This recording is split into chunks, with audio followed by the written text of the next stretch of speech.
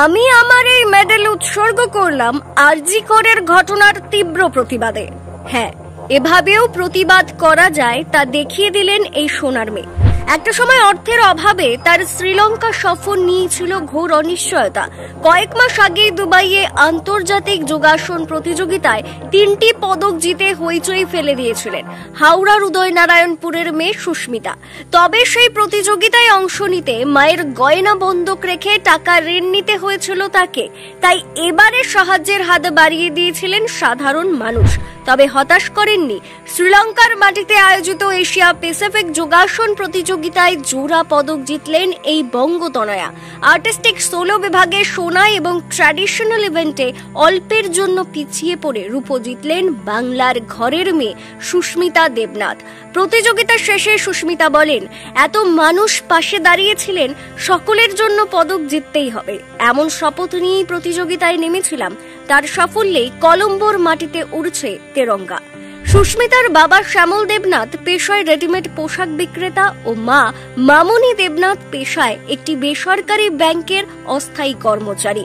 মাত্র 10 বছর বয়স থেকেই যোগাসনের প্রতি ঝোঁক। সেখান থেকেই বর্তমানে প্রয়াত শিক্ষক অরূপ মান্নার যোগাসন স্কুলে ভর্তি হওয়া।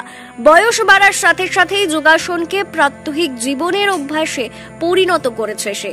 আর সেই অভ্যাস ও কঠোর অধ্যাবসায়নের জেরেই মাত্র 21 বছর বয়সে সাফল্যের শিখর ছুঁয়ে ফেলে এই বঙ্গতনয়া। নিজের প্রতিভা দেখিয়ে নিজের যোগ্যতায় বিদেশের মাটি থেকে সোনা এনে দেশকে গৌরবান্বিত করেছে। মা বাবা আত্মীয় পরিজনদের পাশাপাশি রাইয়ের এই সাফল্যে খুশি তার খুদে শিক্ষানবিশরাও। হাওড়ার উদয়নারায়ণপুরের গর্ব সুস্মিতা দেবনাথ ফের দেশকে গর্বের মুহূর্ত উপহার দিলেন। শ্রীলঙ্কার মাটিতে আয়োজিত এশিয়া প্যাসিফিক যোগাসন প্রতিযোগিতায় জোড়া পদক জিতলেন সুস্মিতা দেবনাথ উদয়নারায়ণপুর মাধবীলতা মহাবিদ্যালয়ের ছাত্রী। ছোট থেকে মায়ের কাছেই যোগাসনের হাতে খড়ি। যখন থেকে হাঁটতে চলতে শিখেছে তখন থেকে শরীর খুব ফ্লেক্সিবল ছিল। একা একাই স্ট্রেচিং, ব্যাকবেন্ড করতে পারত সে।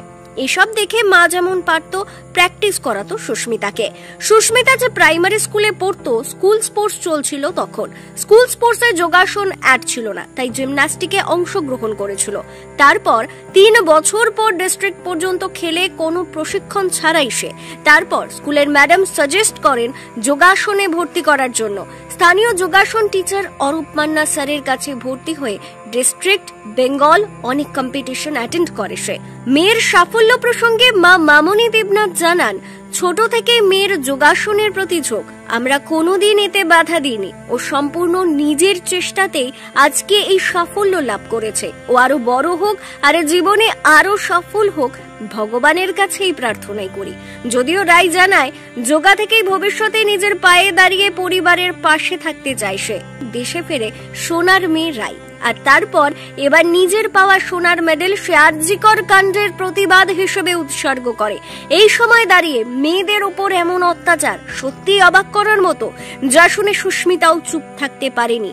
সে এভাবেই এর প্রতিবাদ জানায় ও সোচ্চার হয়। সত্যি ভাবিয়ে তোলে, যে মেয়েরা আজ আমাদের দেশ, রাজ্য, জেলা, শহরকে প্রতিটা ক্ষেত্রে লড়াই করে গর্বিত করছে, তাদেরকেই আজ দেশের সুরক্ষা নেই। তাদেরই আজ রাতের অন্ধকারে বাড়ি ফিরতে ভয় লাগছে। আজ সুস্মিতার মতো কত মেয়ে আমাদের দেশের নাম উজ্জ্বল করছে, অথচ অন্যদিকে এই দেশ সেই মেয়েদের সুরক্ষা দিতে ব্যর্থ।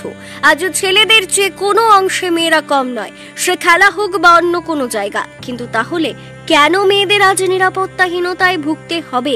এসব প্রশ্নই ঘুরছে দেশের মানুষের মধ্যে, আর তার সাথে সুস্মিতাও আজ উদ্বিগ্ন নিজেকে নিয়ে। সেও চায় দ্রুত বিচার পাক তিলোত্তমার বাবা মা, আর তার সাথে সরকার আরো কঠোর হোক মেয়েদের নিরাপত্তা সুনিশ্চিত করতে। প্রতিদিন আমাদের চ্যানেলের মোটিভেশনাল ভিডিও দিয়ে আপনাকে মোটিভেটেড রাখার দায়িত্ব আমাদের। আপনি খুশি হয়ে ভালোবেসে দ্য কোব আনটোল্ডকে ফলো করে রাখতেই পারেন।